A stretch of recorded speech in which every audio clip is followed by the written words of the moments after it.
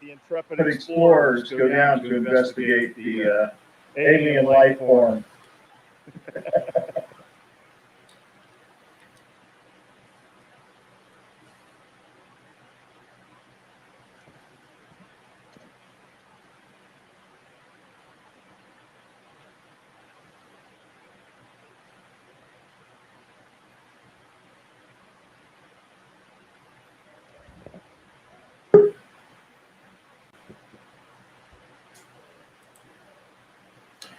This is something they found out of Utah. Okay. Strange. Who does this kind of stuff? Yeah. Yeah, I saw this earlier today. Yeah. This is wild. Huh.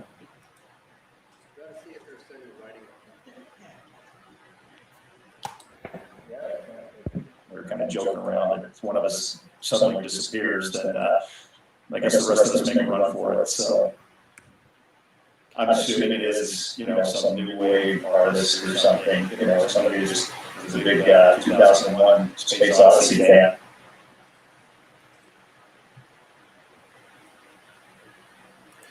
Oh, there you go. Good evening, everybody.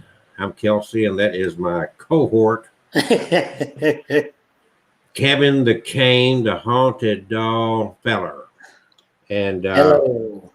we are back on another Tuesday night. We're creeping in. We're right in the middle of what's called the holiday season. And I don't know, does it seem like the holiday season to you, Kevin?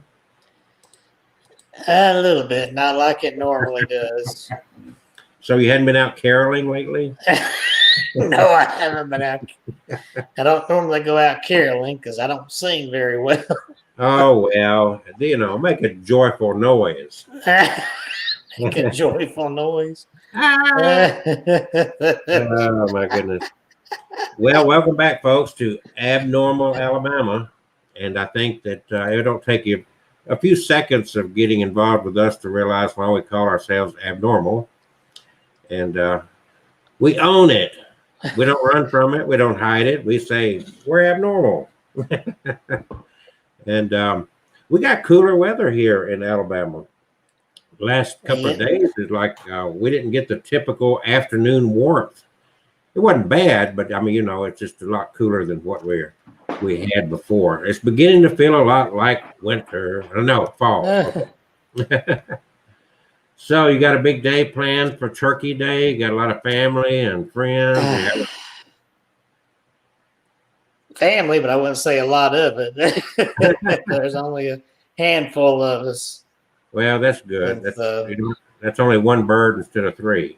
Yeah, I think it's just the immediate family this year. And so you've got, they're coming to your house this year? No, we're going to my sister's apartment, and with okay, well, her getting divorced and all, and the kids are going to be with their dad in Georgia. It's just going to be us people, us four. Saves you from having to clean up after them. Yeah. Okay. Well, I certainly wish everybody a safe season. A lot of people have hit the road and are traveling, and fortunately for Kevin, he don't have far to go, so should be a safe journey. And bottom line is, any thoughts of diet? It's not a good time of year to worry about going on a diet, is it? Nope. No, yeah. I don't worry about that till after Christmas, after New Year. Well, here's the deal, folks. I just wanted to play that initial clip to kind of get started. That was a very interesting find out in the middle of nowhere. This big metal object, long rectangle thing stuck in the ground, about the height of two guys, the way it looked there. Yeah. And just very interesting. No tracks that I saw to even indicate how it got there. So nope. Maybe that's an antenna where the aliens from the planet Zubarana are spying on us. Verana. Who knows? You never know. And at this point, we don't know. Of course, the authorities that found that are playing it off as they're told to do. You know. So there you go. So we don't have any guests tonight. We don't always have guests. Once in a while we do, but Kevin and I are so entertaining that sometimes guests just kind of get in our way, you know. And Kevin has had so many experiences with his lifelong pursuit of ghosts and paranormal and strange things. In fact, I think he's got an EVP he's going to share with us tonight, and some stories about the much haunted Fort Morgan down in the Gulf of Alabama. Yeah, I can do that. You want me to go ahead and do that? Get her done, brother. Get her done. Well, okay there, cable guy. Let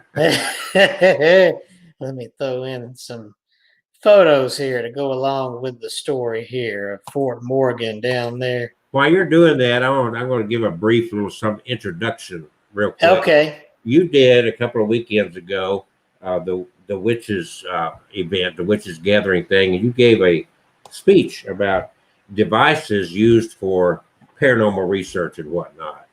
Yes, I did. And the machine I've been building and selling, fascinating thing about this wishing machine, Kevin, is that I have sent these machines to Germany, to Australia, to Canada, all over the United States. And some people use them for paranormal research and even Bigfoot research. Yeah.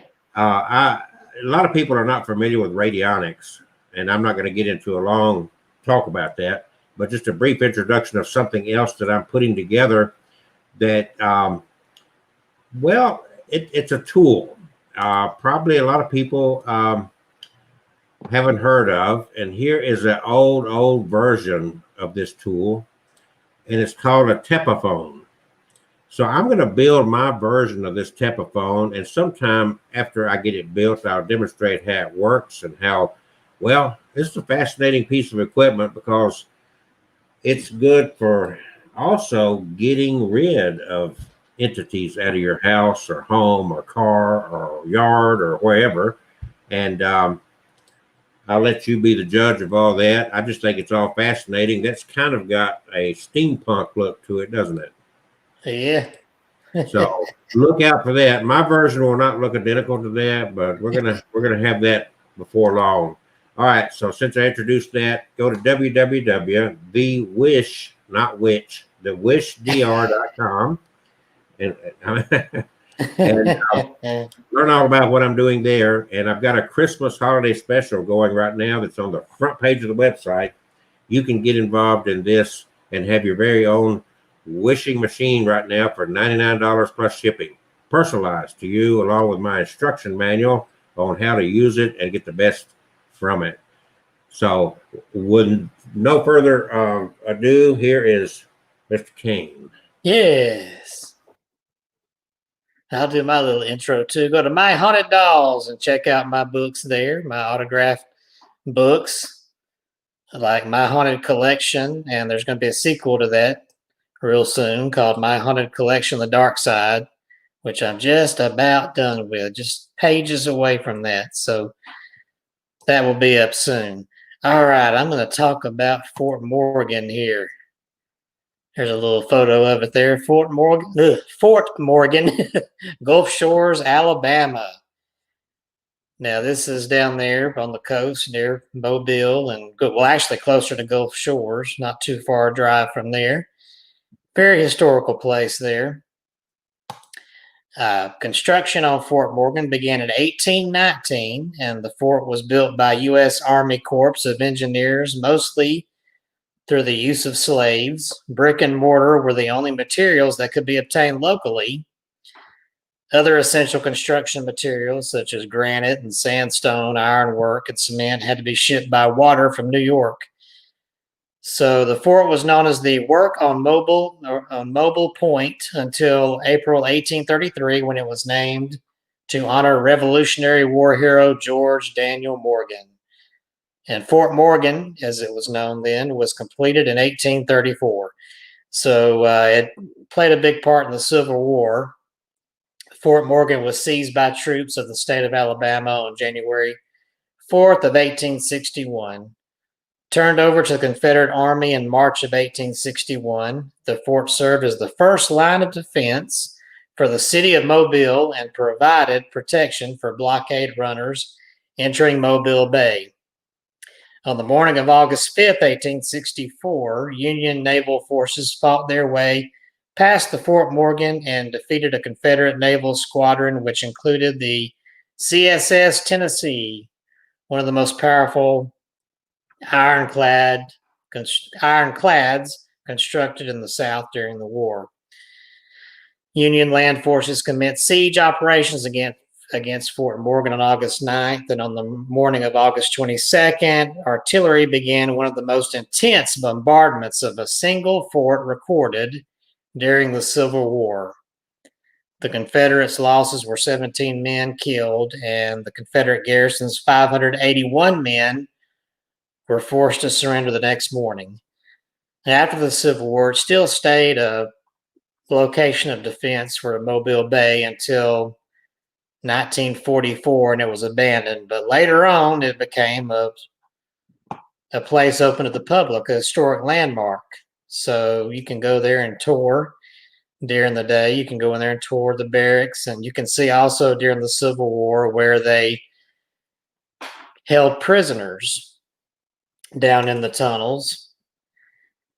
It's very pretty at night, but or during the daytime, but at nighttime it can be quite creepy there. And there are some ghost stories with this place, and I'll share some of those here. One of the most haunted areas of Fort Morgan is the old barracks. In 1917, a prisoner committed suicide by hanging himself in the barracks of the fort. Since then, many people have reported hearing him cry during the late night hours.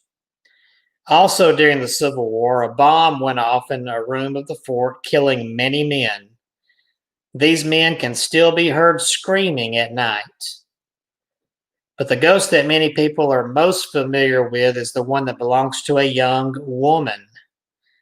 This woman was attacked sometime during the 19th century on the grounds there, and according to local lore, she still roams Fort Morgan looking for her attacker. All she wants is justice. So some people have seen her spirit roaming the grounds there during the day and at nighttime. It is closed during the night, but during the day you can go there and tour. They give guided tours, and you can also do your own walking tour. So that's pretty cool there. My team, Scare of Alabama, went there one evening, and they couldn't get inside, but they were able to take boats up to the shore outside the fort and try some EVP sessions one night late in the evening. And they said they caught some cries coming from the spirit box. They used that. And they also saw what looked like shadows walking around on top of the walls there that could have been spirits from the Civil War. But being dark, it was hard to tell if what they were seeing were indeed apparitions or just shadow play from the moonlight and, other things there. So I went there during the day back in 2015. My family went to Gulf Shores, and we took a trip over to Fort Morgan to walk around, did our own walking tour. And then I decided to go, while there were other tours going on, I decided to go down in the barracks. And I took a photo down there, and I did not a spirit box, but just a regular EVP session down there near where the cells were. There was nobody down there. I've got a video here. On the video, you'll hear, and I mark it there, that there's noise coming from above from a tour that's going through. So you'll hear a little chatter. But down where I am, there was nobody there. There was no movement. There were no doors closing, which I say that because there's going to be something coming here on the video. And I'm going to go ahead and share my screen so you can just see for yourself here and hear the evidence I captured there in broad daylight at Fort Morgan down in the barracks there. All right.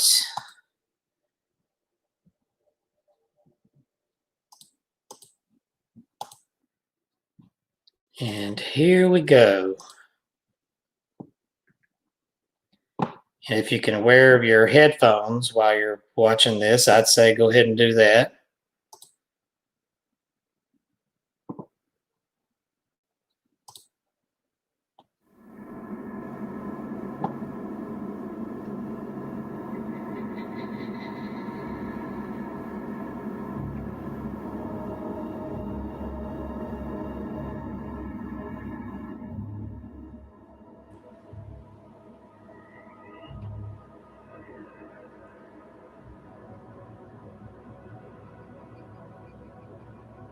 Is this actually you?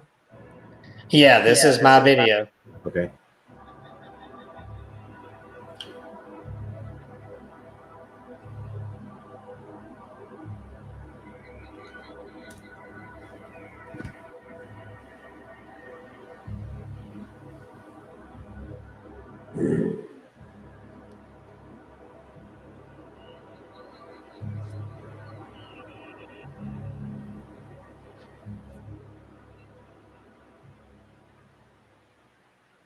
Anybody in here?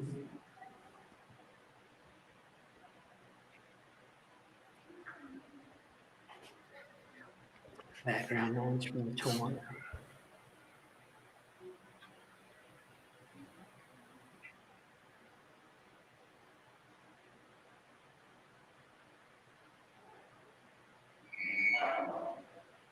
I heard that. Yep.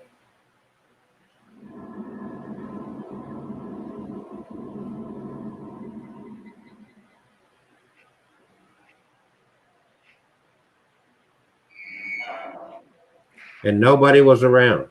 Nobody was around. Yeah, that creaking.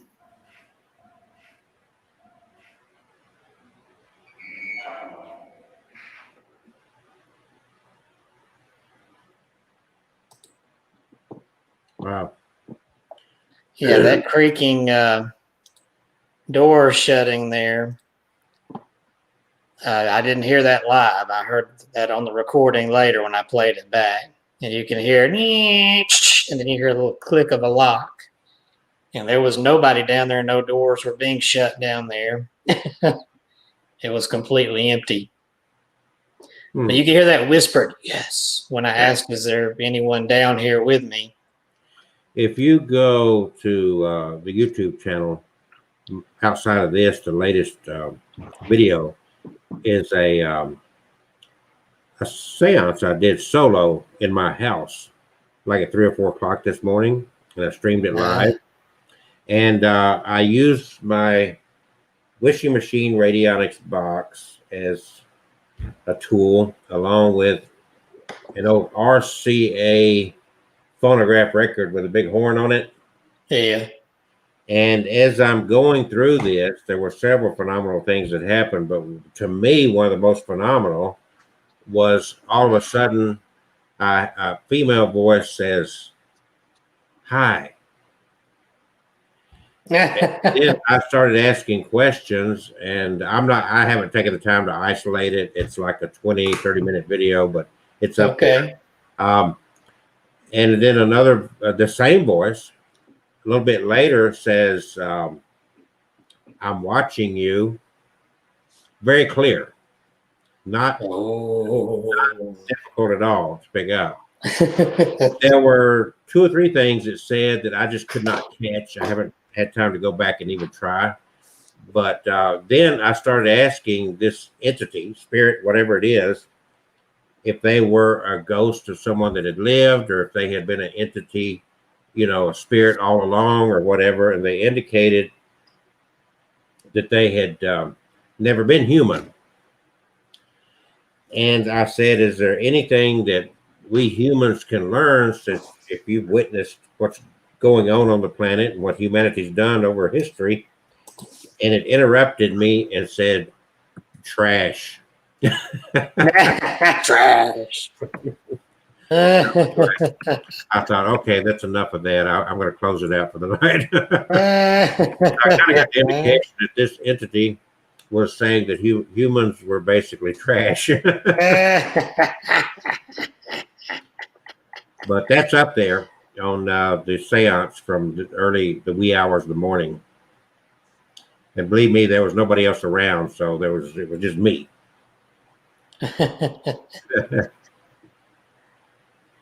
But Kevin here's been in Fort Morgan. You got any more EVP from down there, or That was the only one I caught. that was the only one? Well, And, I kind of when you mentioned Fort Morgan, I've never done any kind. I'm familiar with Fort Morgan, but I never looked at it in vain of the hauntings there. But there are all kind of stories on the internet. I guess have you pulled some up? yeah, the ones I've shared before I showed the video, and there's probably Okay. more. I wanted to know more about that ghost of the woman they've seen down there that was attacked. I didn't see any details of how or why she was attacked. Apparently, she doesn't know who attacked her if she's still looking for the attacker. There's a guy, I guess, that is a historical interpreter at Fort Morgan by the name of Jeff Rodenwall. And anyway, he says that a lot of guests say they believe there are spirits and ghosts present at the fort. And he said on one particular summer night at dusk, he was stationed in a back room of the fort near a row of casemates, which are armored structure where guns are fired. Dressed in a period soldier uniform, his assignment was to tell visitors about the deaths in the fort from the time of construction to its closure after World War II. According to him, 3 young women entered the candlelit entrance and stepped to take a picture of the doorways that run through 5 of the casemate rooms. They are toward the end of the group coming in. Just as one of them is in the process of taking the picture, one of them shouts, "Did you see that?" The other 2 said, "Yes." They pull up the picture on their phone, and sure enough, there is an orb-like object in the photo. They ask me if anyone else is back there. I tell them we are the only people in this part of the fort. They get a little spooked with what just happened. I cannot explain what they saw, but they saw something. There's been many sightings over the years. The old barracks are said to be one of the most haunted portions of the fort. In 1917, a prisoner hanged himself there. According to many reports, you can still hear the hanging man cry late at night.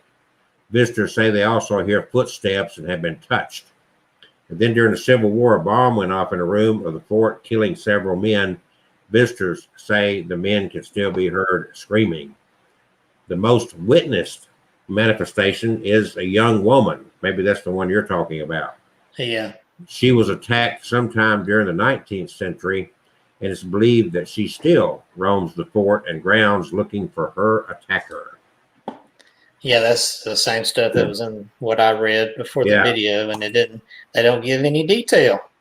No, of it's that very, woman. very vague. I don't know if you went on. Did you cover about the Civil War part of it, 1861?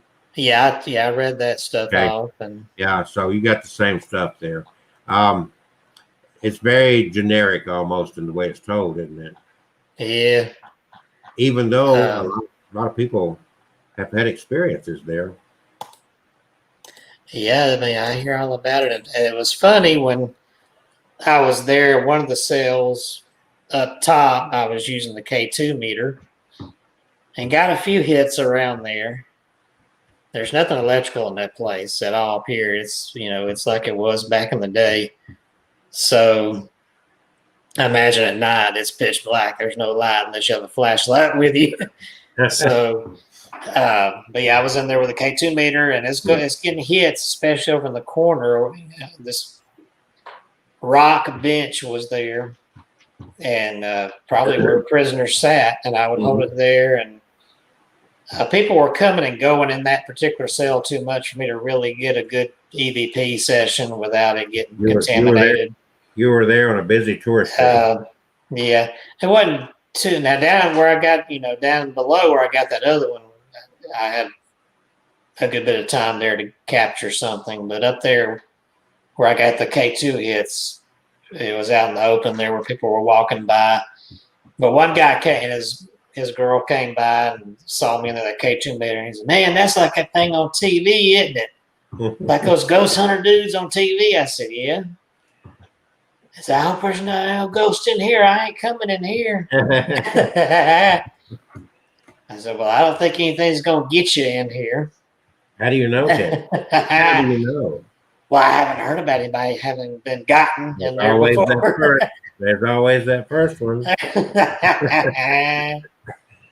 Do you want to be that first guy? Oh, but I ain't scared no booger man. No, we're not talking about Booger Man. We're talking about Booger Company. Well, over the years, you've done a lot. Since you've been collecting those dolls, you've done a lot of EVP Spirit Box sessions with those dolls. Yeah. When we first started doing this show, more than once you shared some very phenomenal EVPs, as you know, that you got from talking to your dolls. Yeah. Do you you still have those on YouTube, I guess? Yes, I do. And so have all your dolls been active, or is it just certain ones that are active? Certain ones are active. There's not some of them I've gotten no activity from, and they may not have been spirited. It may have just been stories that came with them, but some of them have. So at least a good dozen of them that I've been through so far have given me activity. So the 2 dolls that were donated to you that came alive during our show. Yeah. Have you done an EVP session with those 2 dolls? Have they been active at all? Yeah, I've done. Yeah, it's out there on my YouTube. I can share that. Because that one just a week or so ago kind of went viral on that top 10. Oh yeah, on the top 10. Chills, which he's kind of notorious for the way he narrates his videos. It almost sounds like a creepy surfer dude, you know.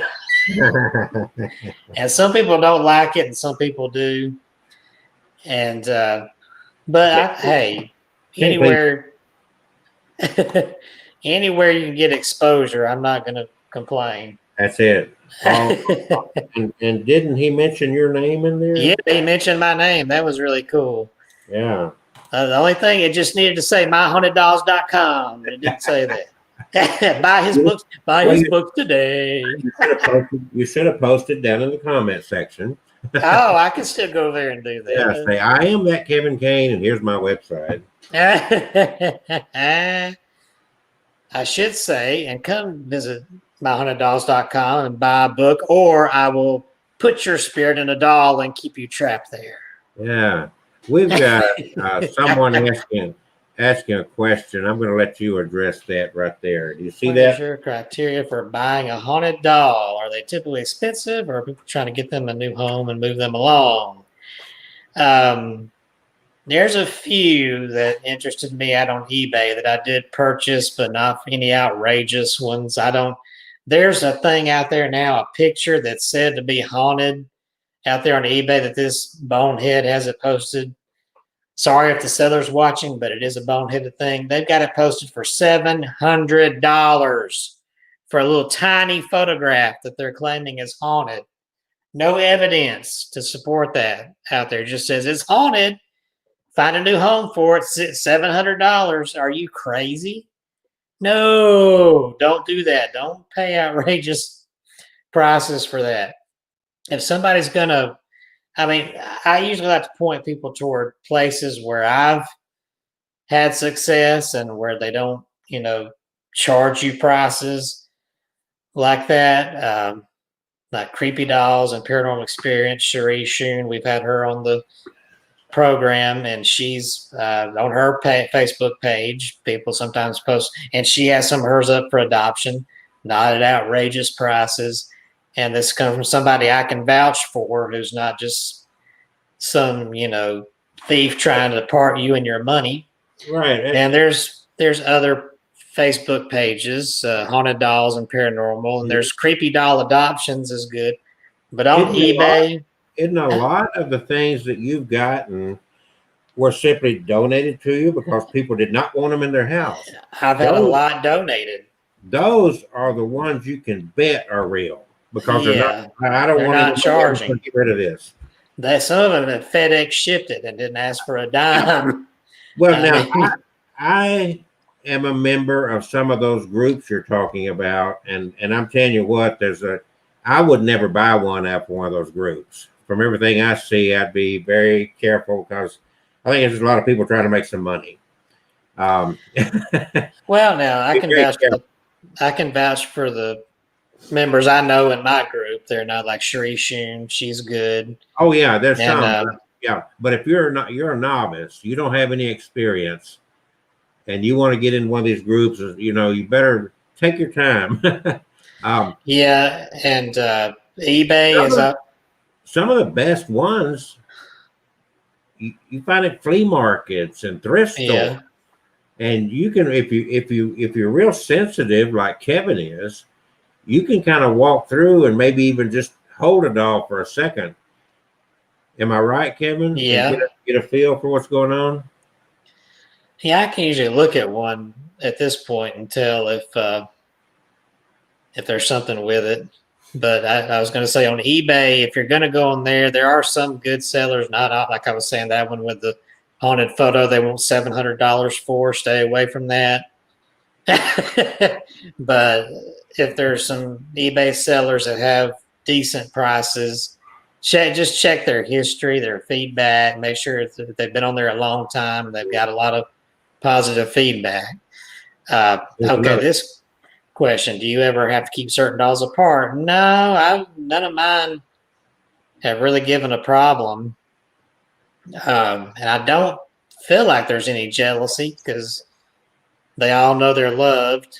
And I thought you had told a story a couple of times that when you first got one, there was a little bit, and you had to kind of work with it a little bit, calm it down. Well, there were two. One of them one I've already got a spirit box session with on YouTube, and the other I'm gonna do one very soon, hopefully this weekend. The Amelia doll, Ashley, with the glowing green eyes. I think I've had her on here before. And Laura, who also I've had on the show before, who's a French doll, real pretty, lifelike, almost life-size doll I've got. Both of those have preteen girls haunting them.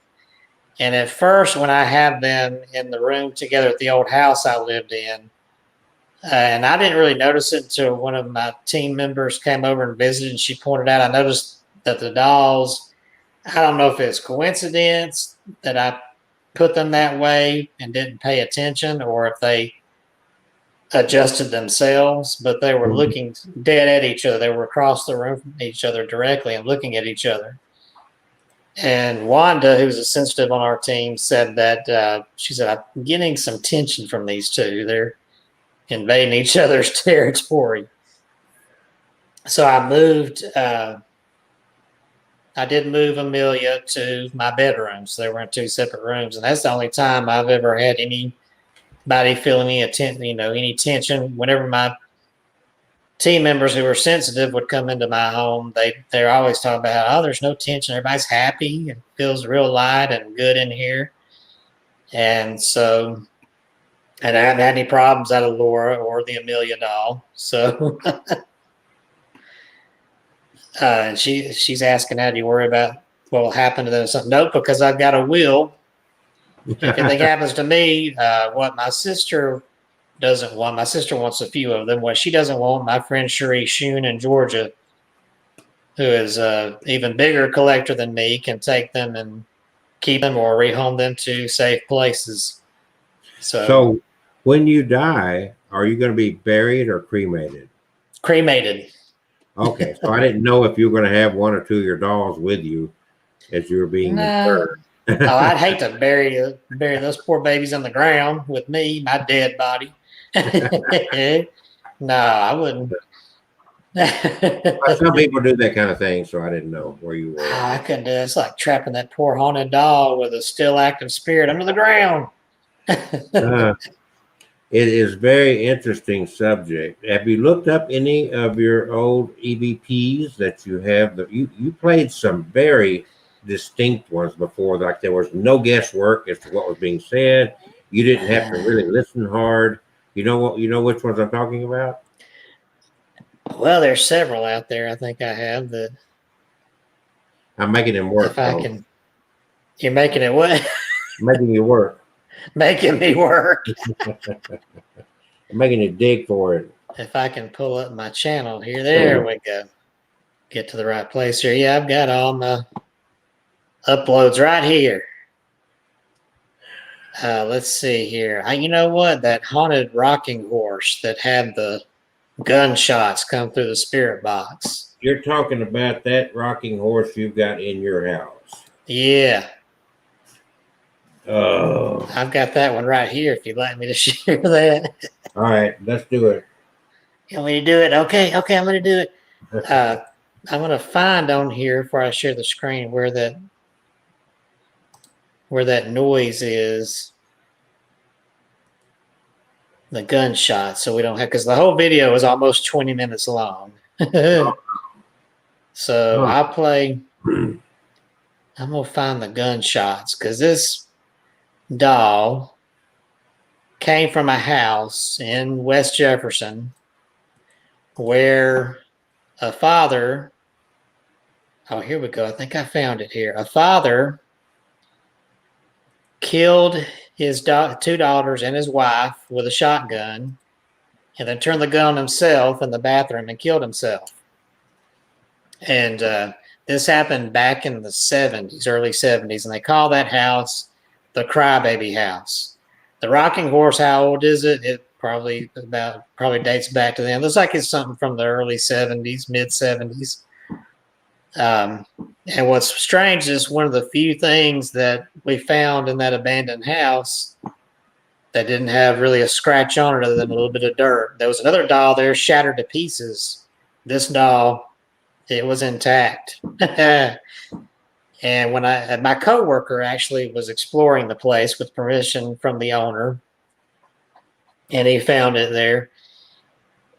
And when I got it home, he brought it to work for me to have. When I got it home, my house alarm went off with no explanation. Actually, let me back up. I locked up and turned the alarm on. I was going to go get a shower, and the garage door on the inside, coming in from the garage, which was locked, deadbolted, suddenly came unlocked and swung open slowly. And the alarm went off. And I checked the whole house, the garage up and down. There was nobody there. When I went in the doll room where the rocking horse doll was, it was rocking by itself, and then it stopped. And I think that was her letting me know she was home with me, and she was there to stay. So let me go ahead and share the screen here so we can play a little bit of this.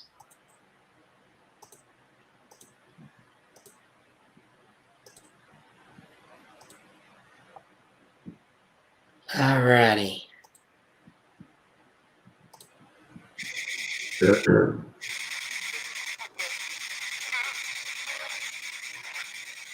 Of course, my cat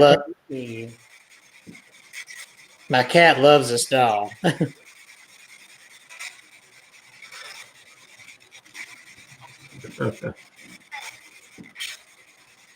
It's okay. You're safe now.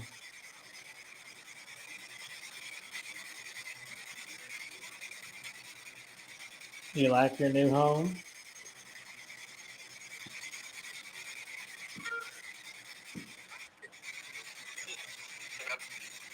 Are you making friends with the other children here? Other kids?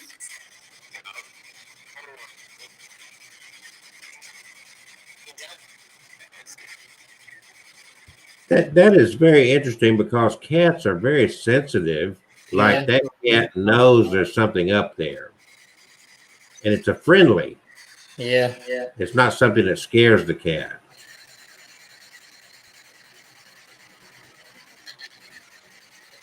What's the duck over there?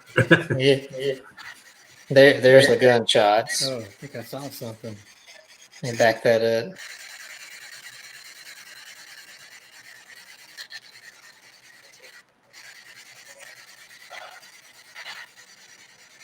Is there?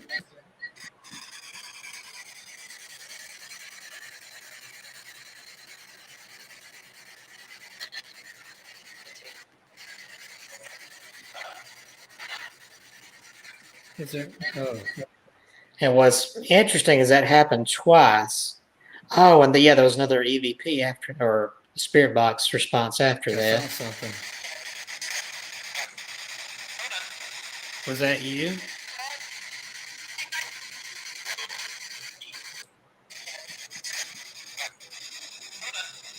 Was that you? So it's interesting. After a gunshot, you hear a female voice say, "John, be nice." And there was another gunshot somewhere further along here.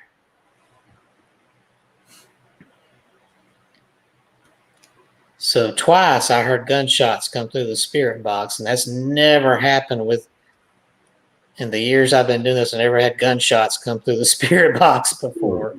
And to know this doll came from a house where a man shot his family and himself with a rifle, that's just really interesting. I don't know if I'll be able to find the other one without playing the full video, but that was interesting. She asked, and that doll does not, if my understanding. Does that doll do anything like talk if you pull the straw? No, it doesn't. There's no wind up, no music box, anything like that.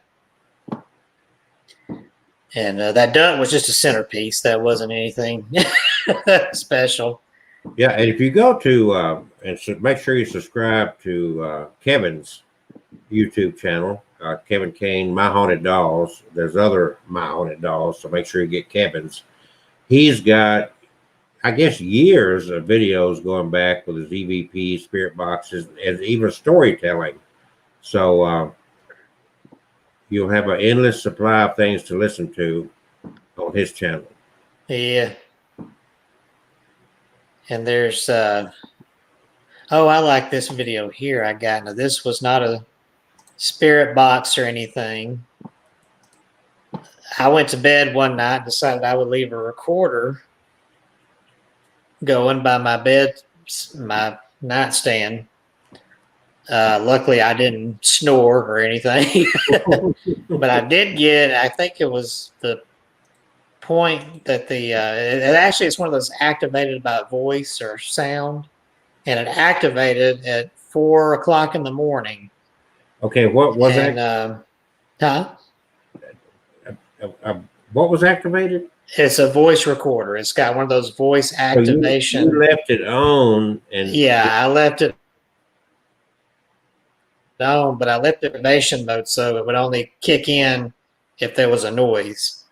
So you don't snore? And nope, and this wasn't a snore. This was this was. I thought it was a baby giggle or a little kid giggling, but somebody. Wait a minute. Do you fart? No, this is not a fart. Dad damn it. This this is not any bodily function. You know, you got to eliminate all the possibilities here. You know. So. This I thought was a baby, and I've got it looped here, so you'll hear it play 3 or 4 times here. I thought it was a baby going, eh, but somebody said, no, it sounds like it's saying your name. So let me bring it up here. This is in my bedroom at the old house that was totally surrounded by haunted dolls in that room. A lot of them were infant kids. Come here. There we go. Now that picture is just a picture I put up on Google to put on here with it. Here we go.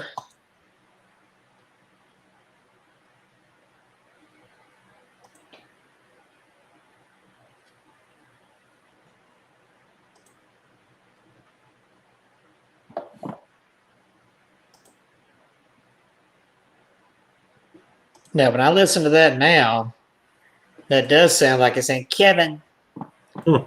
So maybe it is saying my name. Never know. But I've got, gosh, 93 uploads out here. So there's plenty to choose from here. Let's find, I always love to play the Patty. That's always going to be, it's my first and going to always be my favorite Haunted Doll EVP capture, because Patty was my first ever doll. Let me share this one. Patty. There we go. Hmm. Oh, all righty. Hmm.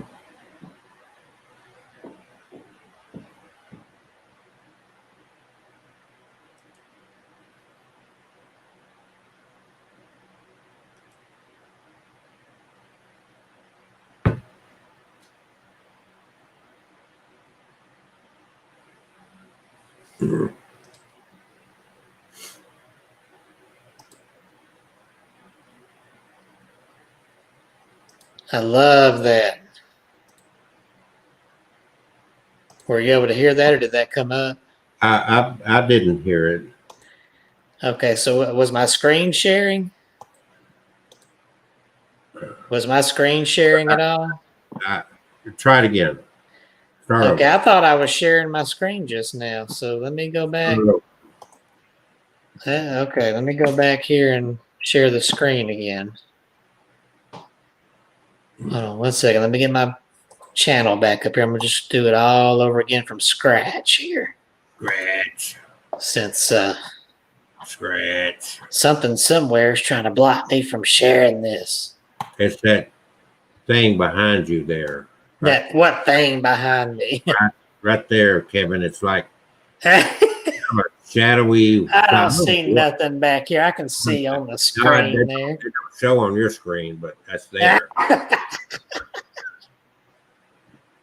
All right, let me try share screen again. See, does it work? It's on your left shoulder now. There we go. Now I know I'm sharing my screen. What is that? That was Oh. my knee popping. That's Patty Doll. That was my knee popping, or actually my Your ankle. knee popping. What? Okay, that was me on the video saying that was my knee popping because I was marking the recording there because my knee popped. So that's what noises you're hearing in the middle of the night. Your body's popping. Ah. All right, let me play this. All right, we gotta go to bed, okay? Gotta go sleep.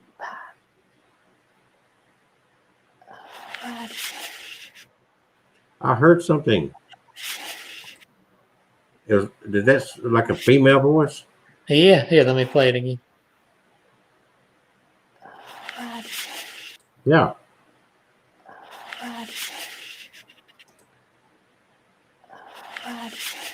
So that's just on your tape recorder. Yeah, that's just the tape recorder there. Now, when you do one of those sessions, how long do you do it? Like to get that one, how much time did you put in talking to get I that? think I spent 20 minutes talking, and that showed up at the very end when I was saying we got to go to bed. I'm talking half asleep at 1 o'clock in the morning. And that was at the very tip end of the recording before I shut it off. All right. So you're not questioning there about Patty. Nope. And here, my team, this is one of the times my team visited my house here. Let me share this one. And we're doing Spirit Box. At your house. Yeah, at the house. Let me share the screen here.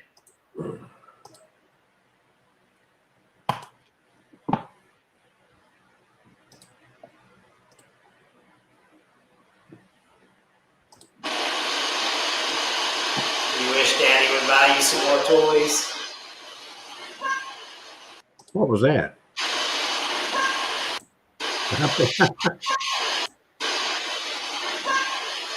So which doll do you think is doing that? I have no idea. We were in the bedroom there, which you see in the picture, and it could have been any one of those. Any one of those dolls could have done that. Okay. Interesting. So should I keep going? I got some more here. Oh yeah, I think it's very interesting, and Uh, you haven't done that. It's been what, a year and a half since you played these to us. Yeah, let me play. I got to share Robin. Everybody loves Robin, I don't. and well, you're the only one. How can you not like Sweet Robin? Let me bring her up here. I'll play her video, and then I can tell her story. Excuse me.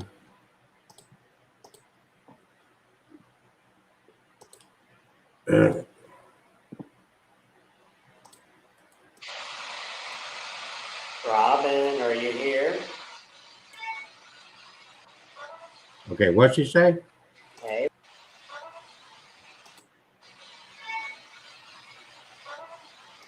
Here.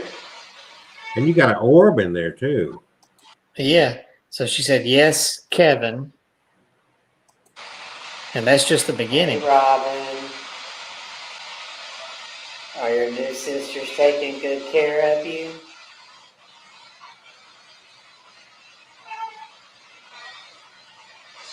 Now, Kevin, I don't want to pick on you, but you had a little bit more hair and a little bit less weight. Do you remember Andrea and Tammy living at AJ's house with you?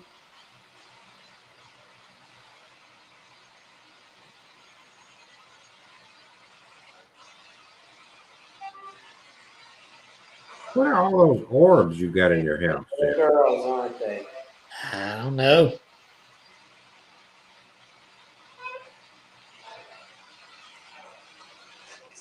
I think they like having you for a little sister.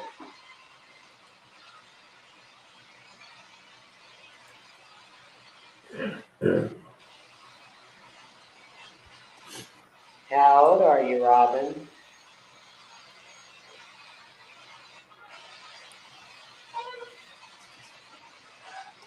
I'll play that again. 3.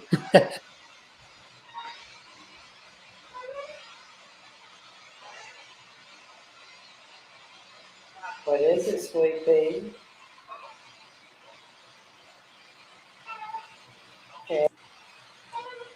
Now that I'm gonna play that again. That is the most amazing.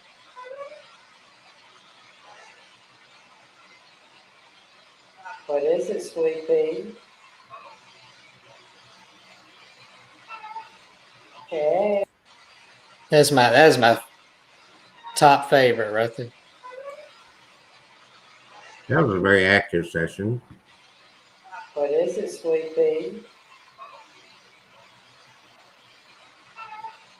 Hey. Well, she's a very vocal doll. That was just, and I thought she was saying "hey" until I played that back, and it was not "hey." It was "I love you." I mean, she called out to me. She said, "Kevin." I'm like, "What is it?" I never had one ask me, ask for me on a spirit box instead of me asking for them. Special relationship with that one. Yeah, and the story behind Robin is I've got a lot of it. In fact, she's the one that gave me a actual, and I can put it up here too. She gave me an actual spirit photo. In fact, I think it was that night. It was that night after that spirit box session. I turned everything off, turned the camera off, and then I started hearing little footsteps in the hallway. And I said, I bet that's Robin. So I asked her, I said, Robin, if that's you, I would love to have your picture. Would you please let me take a picture of you? And I went in the hallway. I hope here it is on my USB. So I'm going to load it up here. And so I snapped a picture down the hallway there, and that's at the old house. And I didn't see anything in the hallway, but on the display on the camera right away, I saw that there was something in the picture in the hallway, a little white, wispy looking figure. So downloaded the photo onto my computer and blew it up. And here we are, a picture of what looks like a short, wispy apparition wearing a dress. It looks like that one right there looks like Casper the Friendly Ghost almost. Casper. But it looks like a short figure with a white gown or something. You can see right through it, Mm-hmm. to the wall behind it. And Robin was, like she said in her spirit box, she was 3 years old. But what was really cool about that is that when the doll was sent to me by my friend AJ, who's a paranormal investigator, she said the spirit is supposed to be that of a 3-year-old girl. Well, there on the spirit box, she confirmed her age is 3. And I noticed that the arms are discolored and the fingers were a little melted because Robin, who actually owned that doll, died in a hot car one summer day back in the early 60s. That doll was her favorite toy, and she had it with her when she died. Her babysitter left her locked up in a hot car while she went in a bar and guzzled back some beer for a few hours and left that poor 3-year-old child to suffer and die from the heat exposure. Well, it's very interesting. I did a little research. What is there now is the only other Robin haunted doll I could find on the internet. That's over in the UK. Oh, Have you seen that one? nope. I haven't tried to search for haunted doll Robin. I'm just curious. But Robin, strange activity, friendly haunted doll. I bet she's not as active as mine. Ha ha I thought maybe they were twin sisters or something. ha. So I know you've got some dolls that are reportedly come from the same family or the same place. They have some connection in the life of some family somewhere sometime. Is that true? Yeah. Some of the dolls like Robin and oh gosh, who else do I have in there? Robin, Andrea, and Tammy, who the book Tammy Baby is about, and several other dolls came from my friend AJ. So I intentionally keep them in the same area because I feel like they're more they know each other better than the rest of the spirits, and so I keep them together. And everything she sent me that she's picked up in her investigations that were alleged to be haunted, I've gotten activity from Tammy, Andrea, Robin, Dad Bird. I haven't had a single failure from AJ. It is 3 minutes till 8 o'clock. This is Abnormal Alabama, and we have been talking Fort Morgan, Alabama haunts. And from there, we've been talking about Kevin's many EVPs and spirit. I guess all those were EVPs. I am, as you see the background here, which our pictures are covering, that is a wishing machine, which I've been selling. Actually started producing these and selling them in August. And since then, I've sent them to Germany, Australia, Canada, all over the United States, Alaska. And I've got 3 that's going out in the next few days. And it just is amazing to me the results that these machines are getting with people. We're talking about ghost hunting. We talk about demon possession, the kind of things that Kevin really gets into. So this radionics thing has been a fascinating area of my life at different levels. Radio and so forth has always been an interest to me, and what we do with energy, Tesla and so forth, and his efforts at sending electricity energy through the air, which basically is what a Tesla coil does. And this is something I'm working on now. This is an old version of a Tepaphone, and it has interesting history. Mine's going to look kind of similar to this, but not quite. And I will be putting information together to explain more of what that does. But you can actually use this to, well, it's like a machine that does exorcisms, I guess you could say, to cleanse your property. You need to take it over to Kevin's house and work on it. No. Kevin has been, he's already written and published 11 books. And I think you're about to finish your 12th. Yeah, I'm on the last chapter and worked a little more on it this evening. So I'm very, very close to having that thing finished. Do you Just get the rest? pages. You get the rest of the week off? Well, not tomorrow, but Thursday and Friday. Yeah. Okay. Long weekend, 4 days. Yeah, I'm gonna relax there. But I want to do my Amelia doll, Ashley, the doll with the green eyes that is so popular. I'm gonna try to do a spirit box and a K2 meter session with her this weekend to put out there on my YouTube. Okay.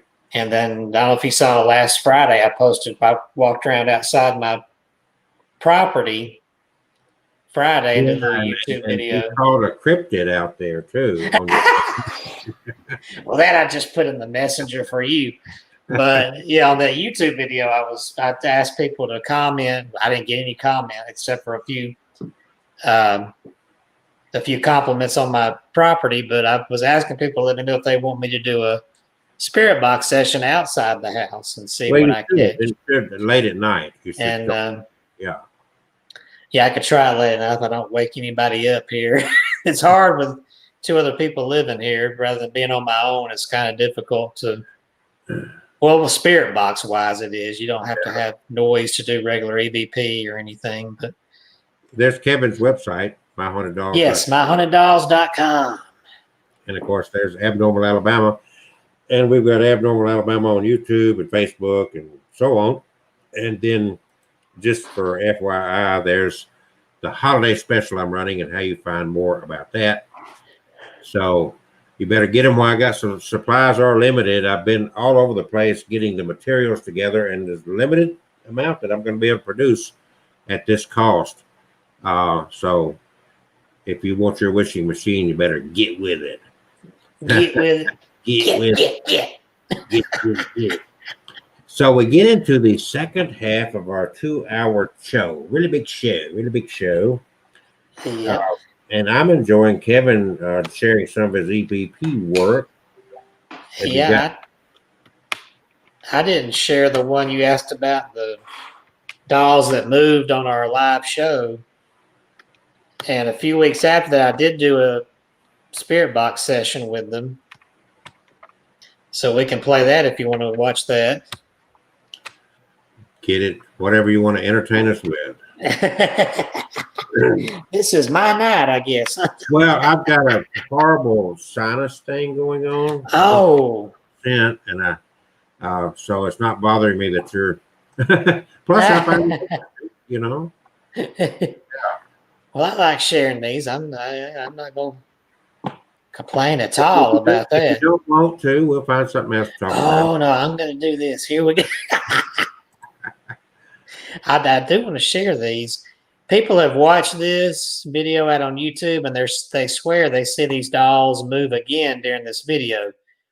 So I'll play it. It's a 15-minute video. Do you want me to play the whole thing?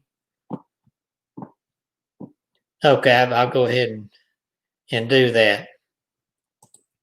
I'm going to go ahead and back it up. This starts with the clip of our live show. Get this set up. Now I can share my screen. Here we go.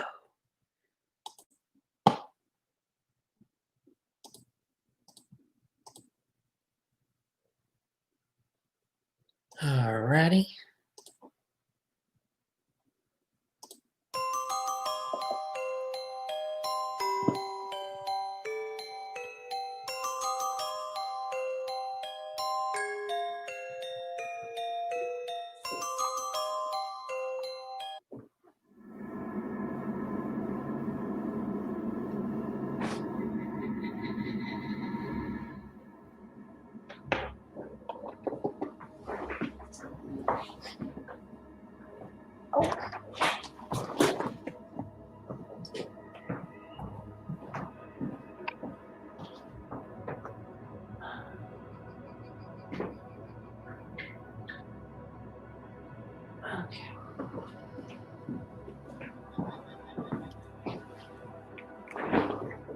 Um, they had all kinds of dolls that were haunted, were supposedly haunted. They had death masks. They actually had the cap they would put on death row inmates when they got the chair. I mean, it was bizarre, and I thought, yeah, What happened? like 20 seconds ago, I thought, yeah, I ignored it. I ignored it because I thought it was my eyes. This one right here, what? Yes, it was. Screen, I didn't see. I missed it. I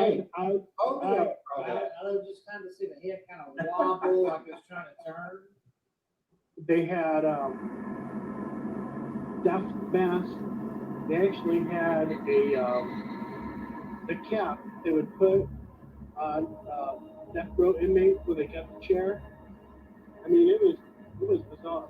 Yeah. All right, I'm gonna go ahead and get us to the spirit box session here. A couple of weeks ago, while we were filming live, the one on the left started blinking, and then she slid around a little bit. And then the one on your right followed suit.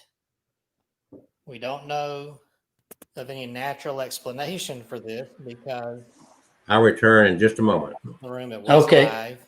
There was no one in the room except for the gentleman who was sitting next to me, Kelsey Graham, on camera. And then to my right, Catherine was sitting off camera. She was sitting the whole time. Nobody moved.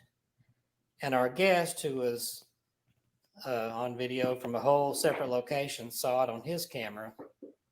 So if you want to go to my playlist and watch that 5-minute segment about the movement, or you can click on the link there at that same video to watch the whole 2-hour live show. We'd like to find out what's going on with these dolls. They came from the house of a gentleman he's elderly and he doesn't have much time left, but he had a huge collection of dolls, and there was always some kind of weird activity going on in his house. So these dolls have proven themselves already. The reason I'm not doing this in the dark is because with this camera light, it's always capturing alleged orbs, because every time my cat comes running through, there's cat hair going everywhere. And also, little dust particles here and there. We clean, we dust, but all it takes is one cat in the house and there's cat hair everywhere. In fact, the noise in the background right now is her moving around in there in the office room. So that's not supernatural, is it, Maddie? Now, I would love to find out who is with these dolls. Please tell me your names.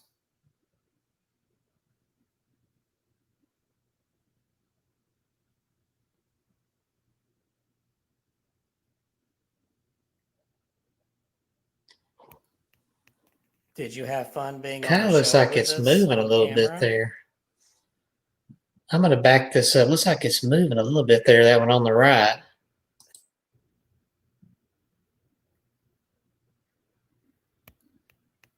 Did you have fun being on the show? Yeah, that doll on the right looks like it's wobbling a little bit there. That's pretty cool. Did you have fun being on the show with us on camera?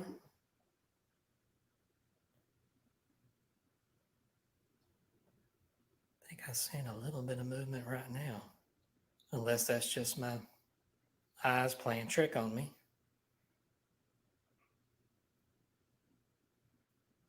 If you hear a tapping noise in the background, I believe that's my ice maker, the refrigerator.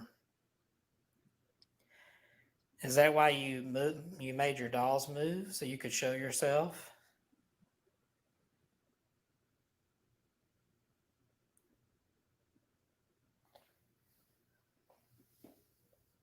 Please blink your eyes for me.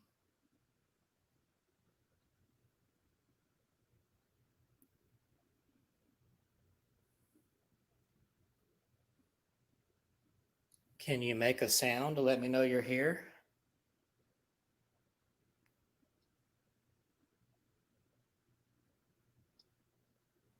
Can I just see the face move? I don't know if I'm just saying things. Maybe I'm wanting to see this. I don't know.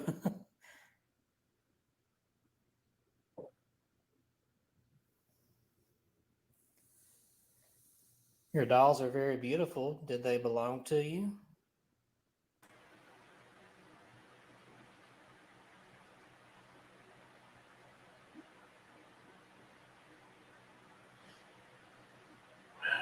There's the ice maker in the background again. Okay, why don't we try a spirit box session? I think that might be best. PSB7 spirit box. That's on Ghost Adventures on TV. I put fresh batteries in.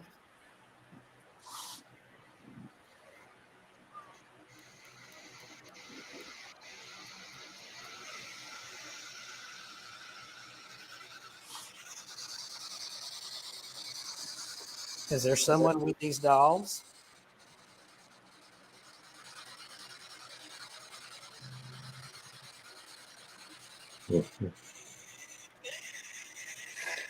Oh, that I was- heard a little girl. That was a good.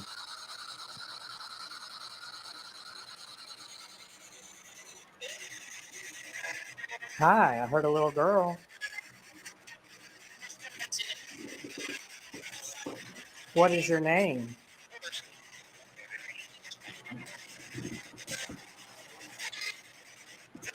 Devon.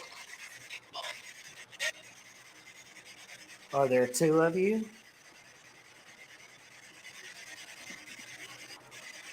One with each doll?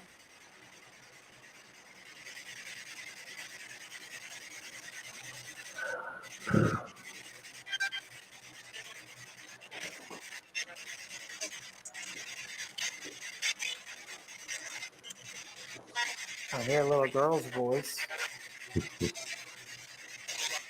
How old are you?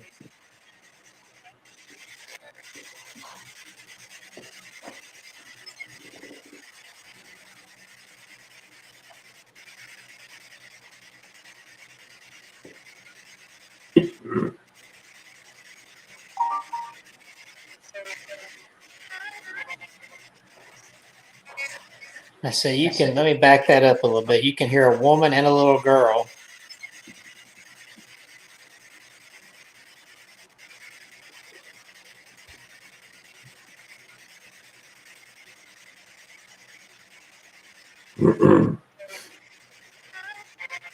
Yeah, you hear the woman say 30, and the little girl says hi. So I think there's a woman and a little girl here. Are you having fun in your new home?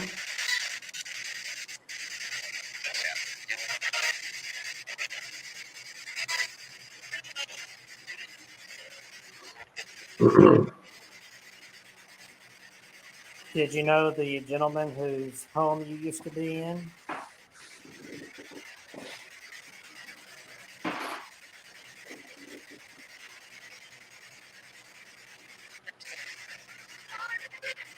John. Please tell me his name.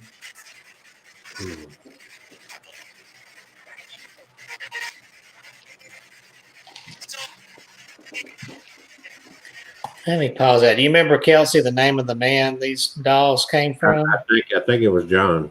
Mhm. Wow. Yeah. I think it was. Please tell me my name. Oh, I know. how long after that show did you do this session? This was a couple of weeks after. So it's pretty close. Yeah, just 2 weeks after.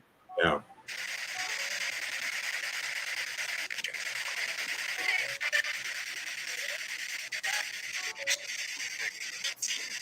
Did you enjoy being on our show a couple of weeks ago when your dolls moved?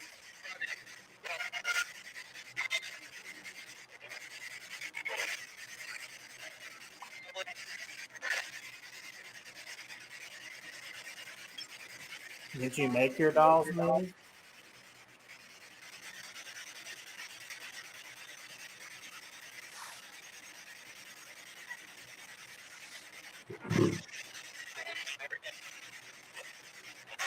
Did something else? Did something else make your dolls move?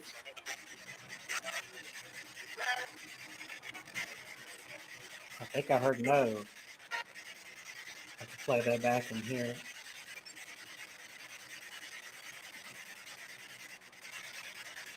Can you make your dolls move right now?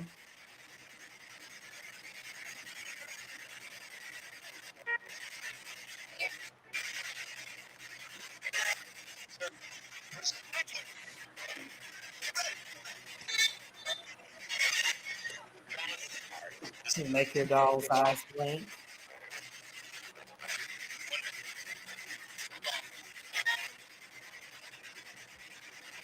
I'd love to see at least a wink. Here, I'll wink at you. I'm winking.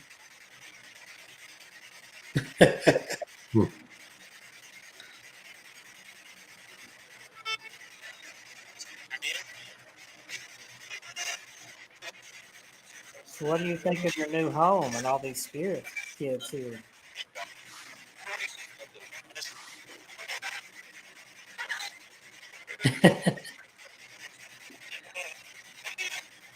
Do you like it?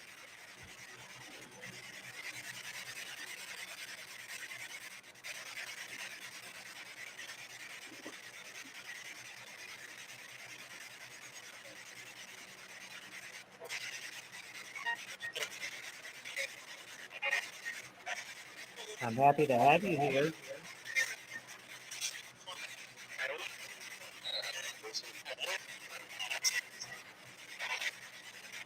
Are you good spirits or bad?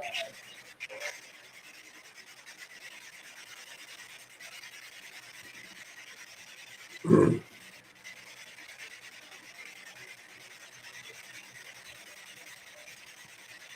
you acknowledge that Jesus Christ has come in flesh?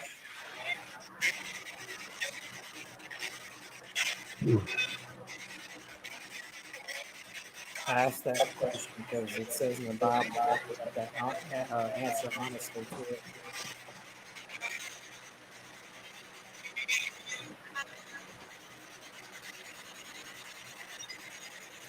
Anything you'd like to tell me?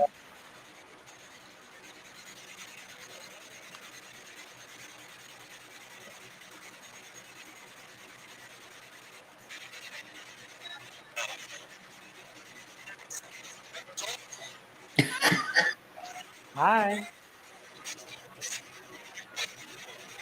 Like jokes?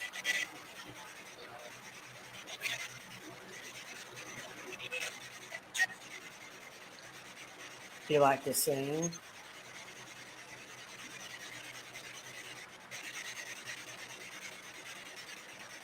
I guess here's the more important question. Do you like cats? Because we have this one crawling around the house. Oh, Maddie, be careful.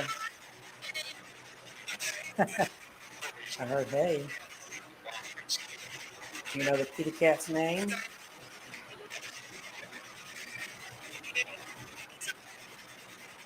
Can you say her name?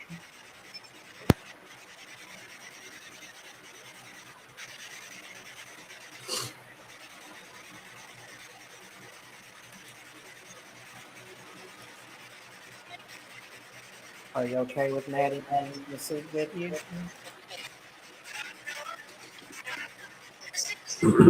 Yes, sir. Who does she think she's talking to? You're no sir. How long have you been with these dolls?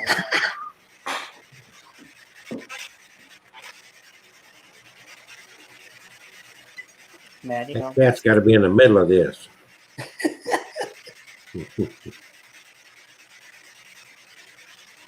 Well, Maddie's going to be playful now. So, is there anything you want to say before we finish?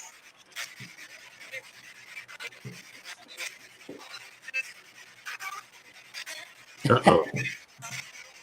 Oh, Yeah, yeah. that voice said, "Get." And notice Are she you okay jumped with off. staying here in my home with me? Mm-hmm. She got it.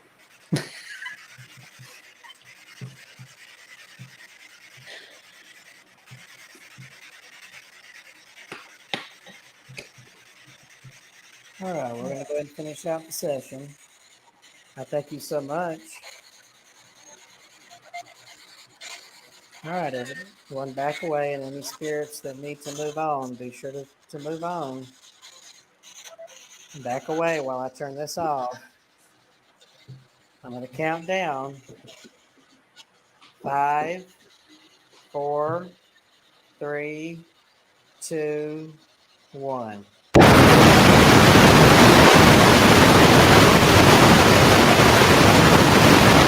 Whoa.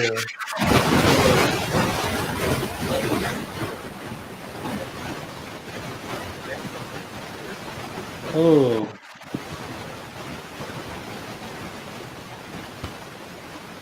I'm getting a lot of loud static all of a sudden.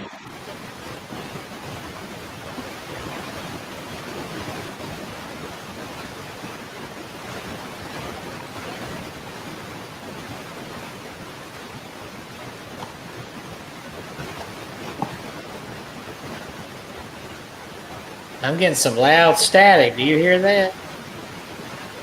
I mean, it's loud. I can't hear you at all. It's just. Unplug your headset.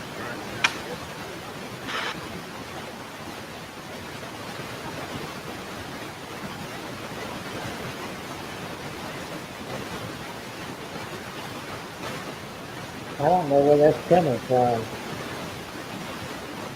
You still hearing it? Yeah. Still got the echo on the phone.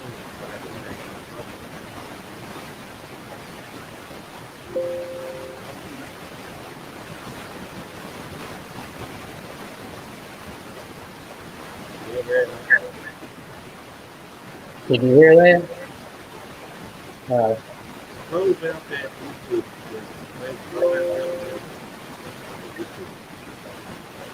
Let me try to come back in and see if that helps here.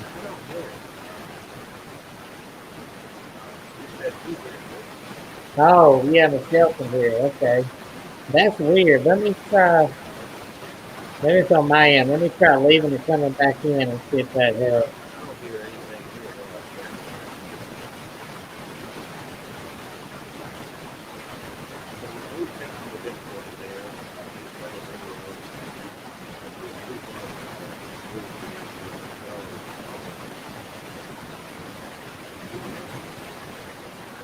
Anyway. Hey, Gary.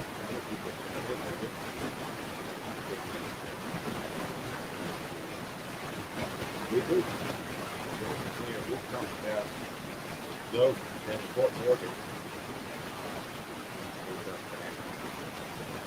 Yeah, I can still hear it. It's weird. You're very clear. I don't hear it. It's like if a TV station was trying to come over. I've got you on my Bluetooth speaker behind me. So I'm saying, just tell me silent. Ready for the background noise? And all. You shut everything down, go back in, quit hearing. Yeah.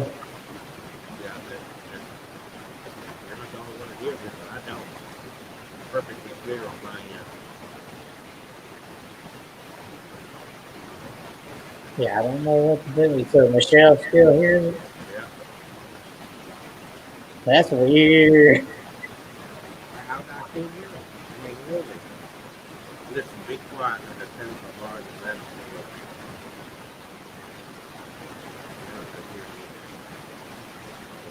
All the way up. It's still the same. I turn you down. What did it sound like? It just sounds like a lot of static, and there's a little bit of voices coming through. Like, I don't know. It's like if a radio station was trying to come through. Well, I think you're having a phone. Are you recording it? You should record it. No, I'm not doing anything here. Let me. But I want to hear it. I'm upset that I can't hear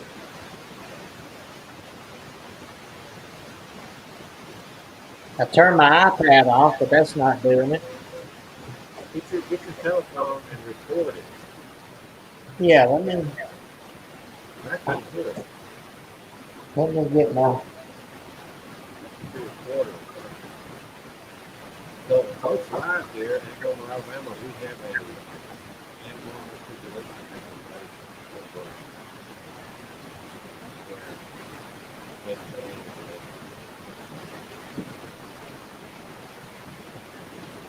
I can't hear anything. This lady garbage disposal that is out on the radio status. So we're trying to get it straight, but I can't hear. If anybody else can hear me, it's totally silent. I turn my volume up.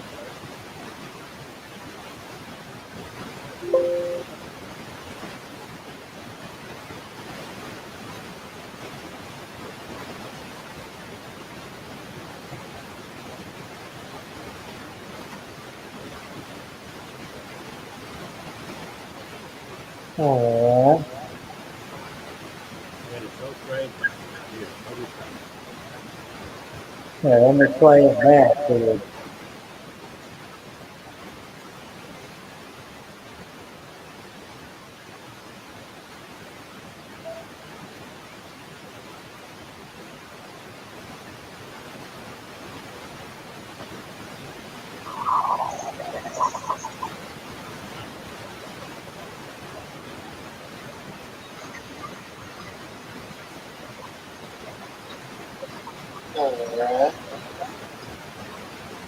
It's strange. I do not hear it. Oh yeah. I don't hear anything here. I mean, you're it's clear, it's rubber band. It's still showing me like this. Now, for a second there, you froze and it stopped, and then you came back and the sound is back. It's weird. I would get a good recording of it. I mean, you know, see if you could pick up anything later on when you listen to it. Yeah. You know, that's I mean,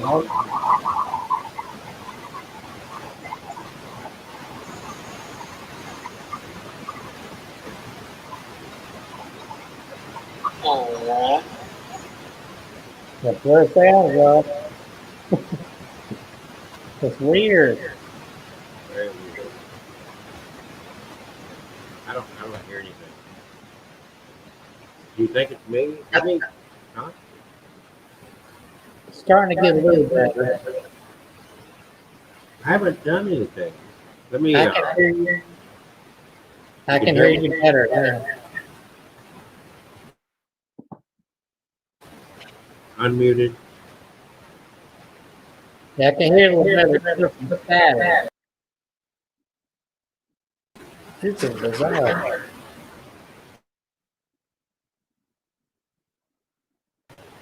Hello. Test for one. Yeah, when you mute or go off, it completely stops. It must be. Well, it's silent on my end. But it must be, I don't know. You got a demon there. Well, since I'm hosting, I don't think I can leave and come back, can I? I don't know. Does it disappear, Kevin, when I mute my mic? Does it vanish? Yeah. Yeah, it's gone. And that's back. Now it's back. Nothing's changed here. It's very quiet. Okay, that's Yeah, we can hear you, but there's still static. And now I'm echoing myself. oh, okay. Well, do you have anything else you want to share, EVP wise? And you're echoing. Hey, let me turn my volume down. Okay, how's that? You still sound like Kevin.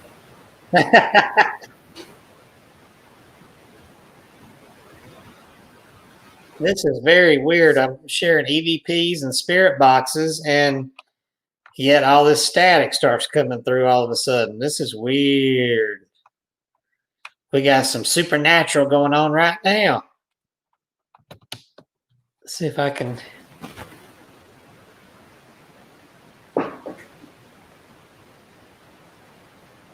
All right. Am I back with you? Yeah, I can. I can hear you pretty good. Okay, so it kind of dissipated. Yeah, it's gotten a lot. It's like it's going away. It's those haunted dolls is what it was. It might be. I mean, here I am sharing their EVPs. I guess they decided to come on in. Yeah. Well, we've got about 30 more minutes. Do you have any more tales to tell? Yeah, I can. I had pulled up some things here, and of course now when I clicked off everything trying to figure that noise out, I got to bring it back up here. But I had found some. Here we go. I still have it on my history here. There was one that popped up here that we did an investigation of. I'm going to say 2015 or 16, around in there. I don't know if you've heard of it. It's called the Drish House in Tuscaloosa. How do you spell that? Drish is spelled D-R-I-S-H. Is it okay? Go ahead. Tell the story. And I'm not sure. this is one of the ones featured in Catherine Tucker Wyndham's 13 Alabama Ghosts in Jeffrey. And I'll go ahead and I got the story here, a little bit of it. It says, Drish House has officially been named the most haunted place in Alabama. Well, that's news to me.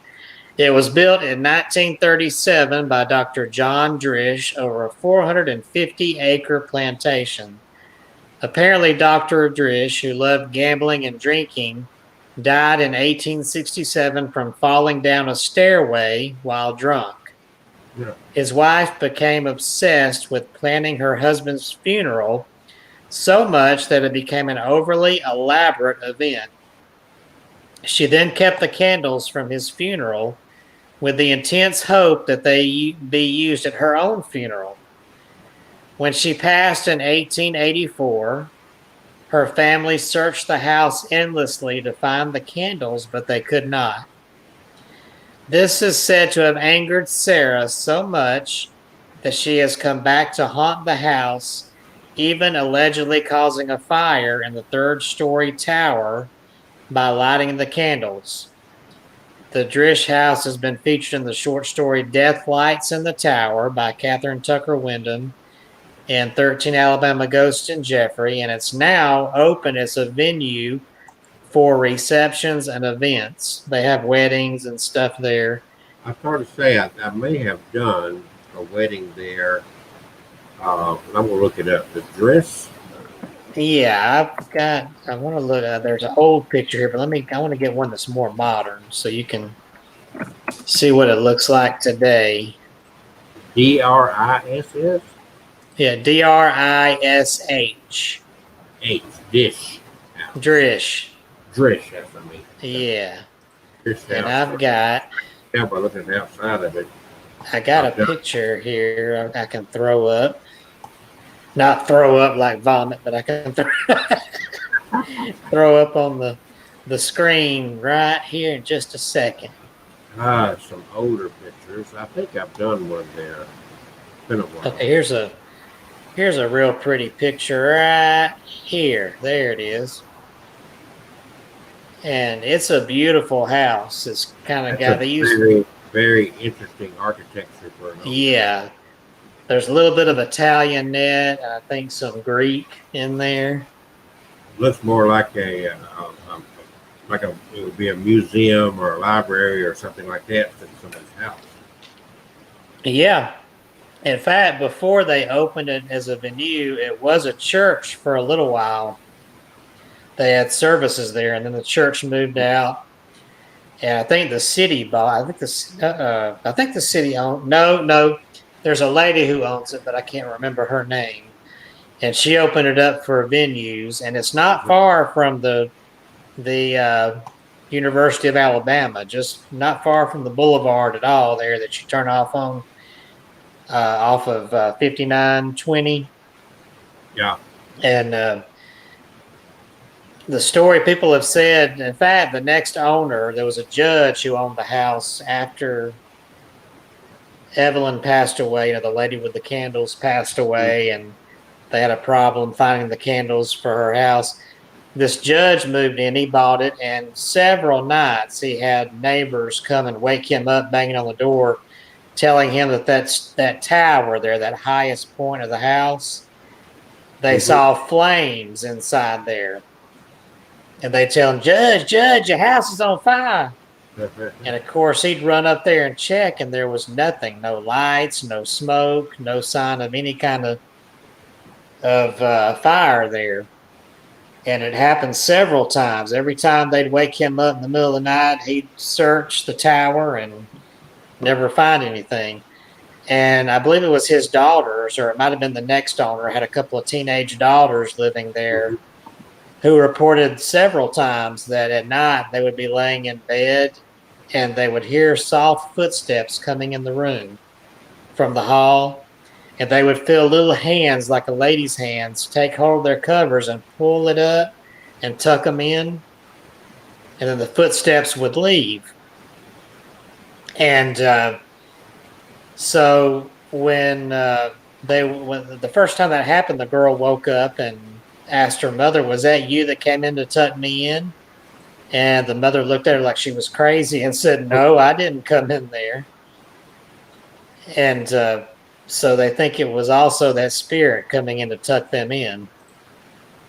And they had guests who would stay there that would report the same thing. So me and Kim Johnston and a couple of our team members went out there. They let us come in and do a nighttime investigation. And so for me, that was a highlight. It's the first time I'd ever been to the house and got to go inside and see that tower upstairs. And get to sit and look where people had seen those ghostly lights for years.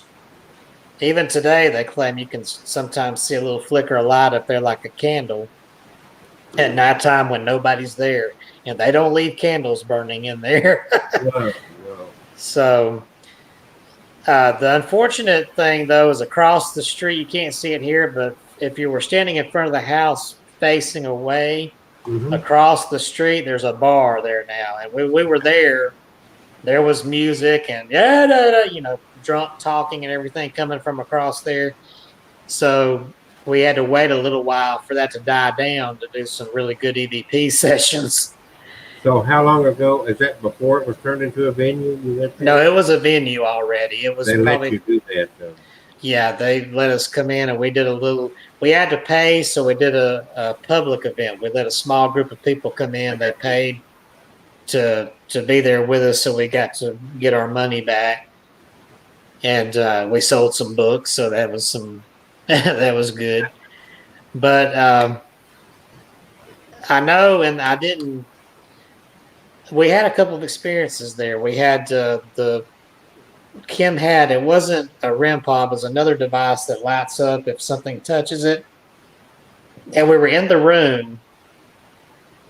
That original owner who fell down the stairs and died, his ghost has been heard on the stairs. And his daughter, who was, something was wrong with her mentally, they kept her closed up in her bedroom in the upstairs part of the house.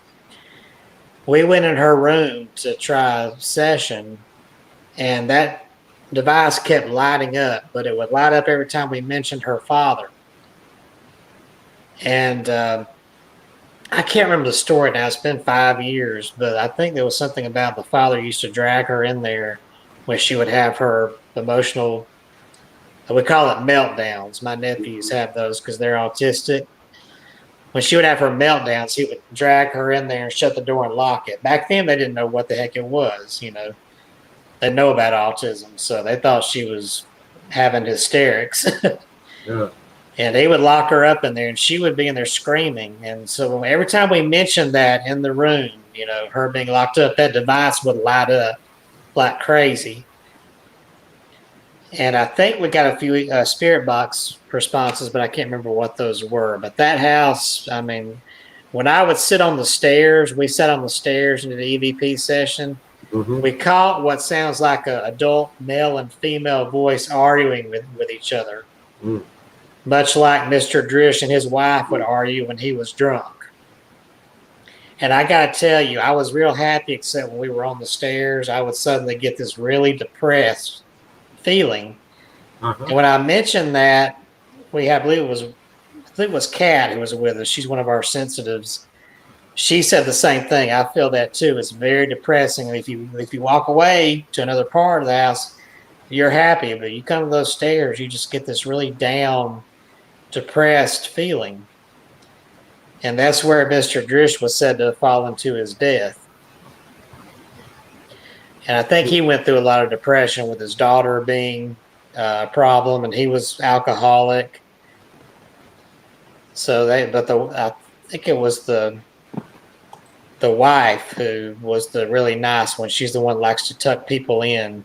Of course, now it's emptied out. The only furniture they have are benches and chairs, things they might use for weddings and events, tables, but none of the original furniture. You know, the rooms downstairs were opened out, so they're not separated bedrooms downstairs like they once were when the original house. You know, they had bedrooms downstairs. Somewhere along the line, I think the church that was there knocked down the walls, and now it's wide open downstairs.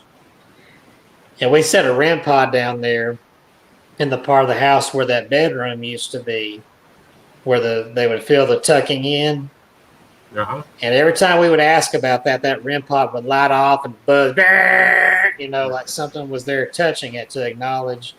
We would tell it, you know, yes or no, touch it for yes and don't touch it for no. Every time we'd ask, did you like to tuck people in? It would go off. Oh, man. So Michelle was asking, did you say there was a fire there? No, there was, they thought,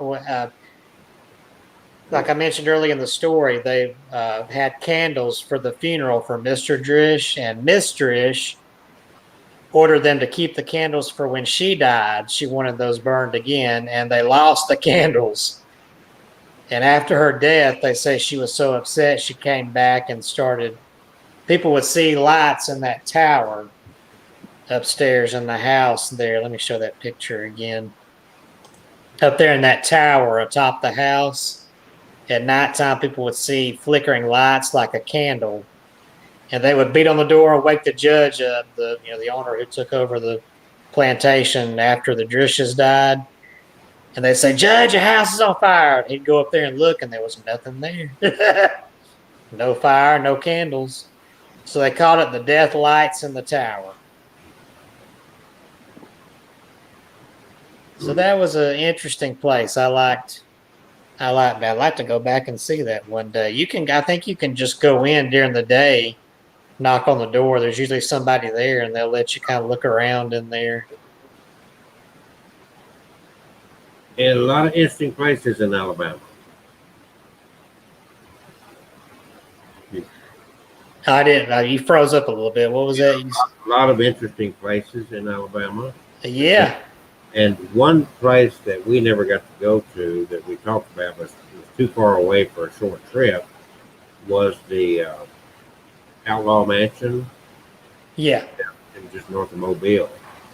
And interesting thing about that, it's called, there's Outlaw Lake, Outlaw Mansion.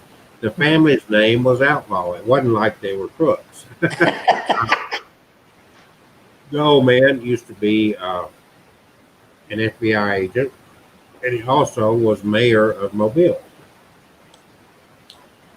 He's now deceased, but the family never got rid of the mansion that's there on Outlaw Lake. And they just kind of ignored it. It's just sitting there.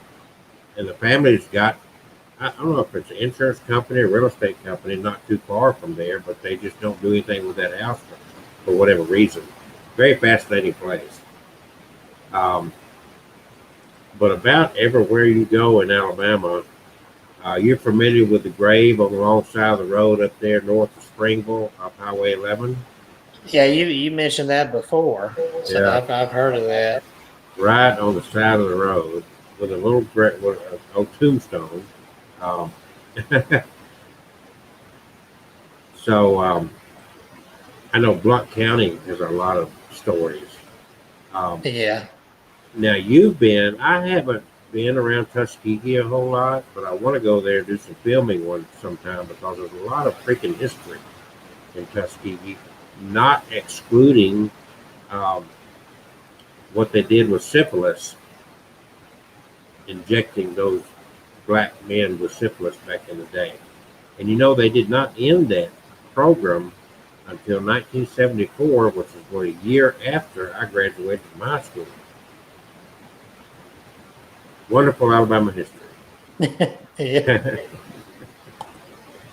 Well, we got about 15 more minutes. Do you have another EVP for us? Yeah, I What- can. For a moment, let's interrupt this for a second and explain to everybody the difference between a EVP and a spirit box. Okay. A EVP is a recording you capture of a voice on a voice recorder. You can use your cell phone voice recorder or those little handheld recorders, and that's voices you capture on a recording that you don't hear with your ears, but it's captured on recording. When you play it back, you can hear it there.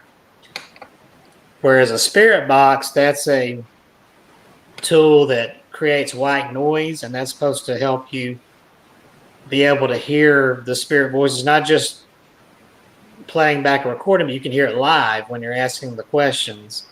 And it scans 5 stations per second to create that white noise and helps their voices to be audible. I don't know if there's a scientific explanation for that, but I was very skeptical till I tried it. And there's something to it. Yeah. Well, the interesting thing, of course, the quality. I like the EVP because you don't have all that white noise. You just and honestly, you can take and let's say you're videoing what you're doing. You can catch an EVP on that video camera Yeah. just as easily because you're collecting that audio. The spirit box, which we all, anybody that's interested in this has got a spirit box and they use it. That white noise can get kind of tiring to listen to sometimes. It's Yeah. Yeah, I've And had you people. I've had people ask me to do. Why don't you do a 30-minute EVP? Or no, they'll say do a 30-minute spirit box session for your video. I wish it was longer, and I'm like, I don't know if I can sit and listen 30 minutes to. I mean, that's why I do maybe 10 minutes at the most. yeah. It's just. Ugh. If you the seance I did in my home here last night in the wee hours of the morning, and I streamed it live. You'll notice that what I used was totally silent until it picked up some vocabulary. And if you go back and listen to that, I think it was dated actually the wrong date, 11/23. Technically, it was already 11/24. And it was about a 20-minute video I did. I had candles, a bell. What else did? Oh, a light bulb, and different things happened. But that voice was a female voice, and it interjected the first time. It said, "Hi," just like that, and then the next time it said, "I'm watching you," and it was very clear. There were, and then when I was talking about humankind and how we have our history as humans, and I was going to ask a question from the spirit realm of what was the view from there, and well, they said trash. There were a few other things that it said that I didn't catch because you never know when it's going to say something. You're talking, and all of a sudden it's like, ooh, I missed that. What did it say? And I haven't taken the time to go back and review it. So it is fascinating stuff, and it is. You will lose a lot of your skepticism or something like that because the answers, the voices you're getting seem apropos to the setting and to the questions you're asking. Yeah. So you dig up something else for us? Yeah, I was trying to look for a good regular EVP I'd gotten from that doll Tammy. Did that And- background noise totally leave now? No, it's not. It's still there? Well, it's in the background a little bit, but not near as bad. It sounds more like wind in the background now. It's really So, weird. I'm mute. Yeah, I don't hear it when you're on mute. Okay. Well, It's I do bizarre. have. Okay. That is weird. It's because I've been doing those seance sessions and raising the dead here. I was trying to plug my wireless mouse back in. I'm going to just use my laptop Use your tab finger. here. Use my finger. I wanted to look up. I mean, I played the Patty one was a real clear one, but I wanted to find. Dadgummit, I think every once in a while YouTube will make my videos disappear. That Tammy one that I wanted to play, it's gone. I don't know where it is. So I'm looking for one. I wanted to play just a regular EVP. I tell you what, I'll just go ahead and do a spirit box. What I'd like to do is play Anne and Alice. I love their little British accent that I captured on the spirit box. Actually, this one has both. I remember now, this one has both the EVP. Before I started the spirit box, there's the EVP. And then I got spirit box response. So let me go ahead and share this one right quick, because you get double your money here with this. Go ahead and share my screen.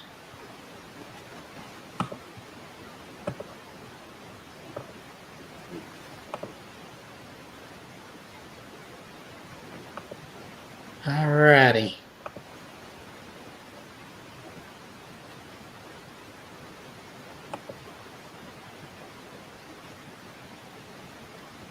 Now right there's a whisper.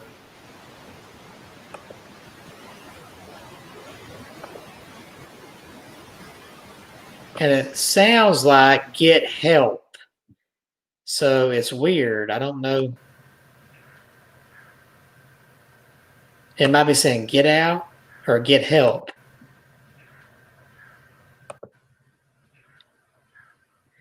And at the time I captured it, I was not in the room. I left the voice recorder going by itself. And then I came back and here's some snippets of the spirit box recording.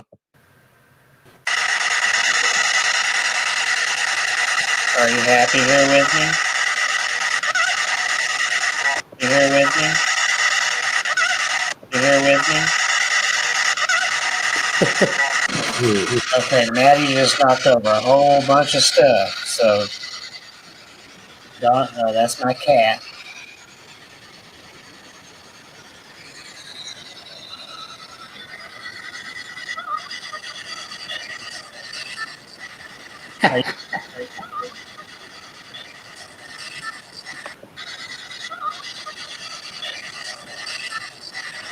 Are you laughing at me?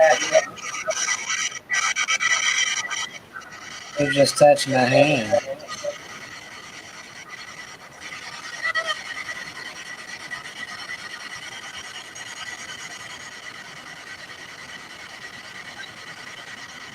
Is there anything you want to say to me?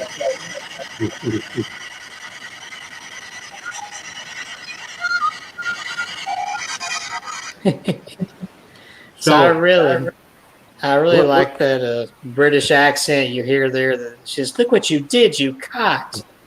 What's the history of those two dolls? Their faces. One of them looks like they're crying blood, and what's the history behind that? Yeah, they came from Shropshire, England, and in fact, the first paranormal investigator who owned them was the same lady who owned the Peggy doll that is now in Zach Bagans' museum. It's the one they claim if you look at it in the eyes, it'll drive you crazy.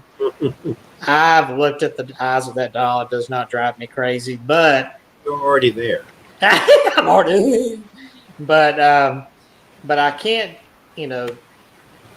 I can't dog the lady who owned them because she's not fake. Because Anne and Alice have shown me they are indeed very real. They belong to a witch in Shropshire, England, back in the 1980s, who loved to practice black magic. And She was very mean. She did not like anybody coming on her property. She would, if people ran into her, she would just scream at them for no reason. She was very mean. People didn't like her. They were scared of her. And at night, they would see flashes of light coming from her house. Mhm. And they said she must be in there practicing her black magic. Well, one night they heard some screams from the house. So everybody was scared to go investigate, but in the daylight, they sent the menfolk of the neighborhood to go check it out. They had to kick down her door because they couldn't get an answer. They said her house was like a hoarder's house. There was junk everywhere. There were cats all over. They went in this room that they said looked like a conjuring room. There were symbols on the floor, on the wall. There was some kind of cauldron there and candles, and there were dolls. And they found that lady lying on the floor dead. And according to the coroner's report, she had died of fright. So they think she might have conjured up something that didn't like her disturbing it. So these two dolls, Anne and Alice, were there in that room. And they said the reason they're painted that way, the witch painted them up, and she wrote names on the back side of the dolls, which are still there if you look under the dress. They said she was trying to do some sort of a revenge spell against the people whose names were on the dolls. And she didn't realize that Anne and Alice, the two little girl spirits, were already haunting those dolls, and they refused to let her use their dolls. So that made her mad, and she tried to curse them and all that. I think Anne was the youngest little girl, and Alice was a little older. I don't know what part of England they came from or why they're haunting these two dolls, but Alice was the older sister, about 9 or 10 years old. Anne was younger. She was about 4. They both died back to back from some kind of illness. This was back probably turn of the century.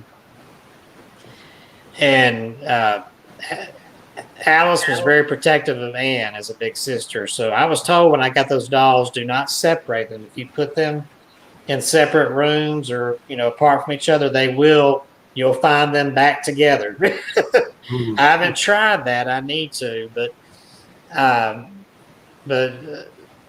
the first went after they left England, they went to Australia. I've been told they were on eBay for a while, and every time somebody would buy them, they'd get scared and put them back up for sale.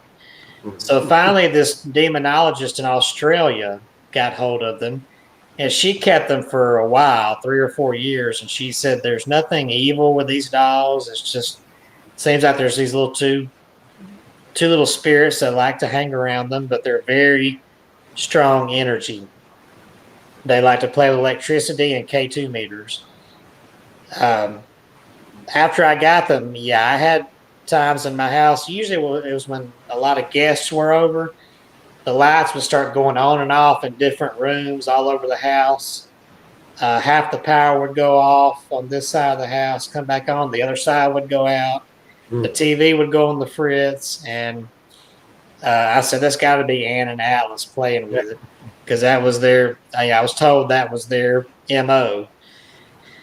And also I did a spirit box video, what was it, about 4 weeks ago? It's on my YouTube where they played with the K2 a lot during that session. I couldn't get them to play with the pendulum or the cat ball or really do any EVP responses that night, but they lit up that K2 meter a lot. So that's out there if anybody wants to check that out. I think I posted it about a month ago out there. But there's some pretty active little girls. Yeah. Well, we are ramping down to our last couple of minutes here. Don't forget, Kevin Kane's got 11 books. You need to go subscribe to his channel so you can stay up to date. He's about to publish his 12th book. And what was the title of that 12th book? It's going to be My Haunted Collection, The Dark Side. So if you're into the dark side of hauntings, you'll want to read that. How big is that book going to be? Well, it's over 100 pages, so it'll be as big as the first one. My Haunted Collection is probably 110 pages, So 120. remember, the original tradition for Christmas time was a telling of haunted stories, ghost stories. Yeah. That was the original thing that people did. They didn't sit around singing carols. They sat around a campfire and the fireplace, and they told spooky, scary stories. That's where the show of the movie, like the Christmas Carol, Uh-huh. and Scrooge, and you know, but that was the original thing. So Kevin and I are trying to bring that tradition back. We're trying to put haunt back in Christmas. And we want to thank everybody for joining in, but make sure you go to and bookmark myhaunteddogs.com so you can keep up to date with his books and his live streams. He does a lot of podcasts and so forth. And also make sure you subscribe to Abnormal Alabama on YouTube. Stay tuned to what we're doing. And if you've got a story that you would like to share that fits in with our topic, it could be UFO, it could be cryptids or whatever, 888-501-6689 or message us on Facebook. And other than that, I guess we're going to say buena noche. Yeah. Buenas noches. Good night and peace. Good night.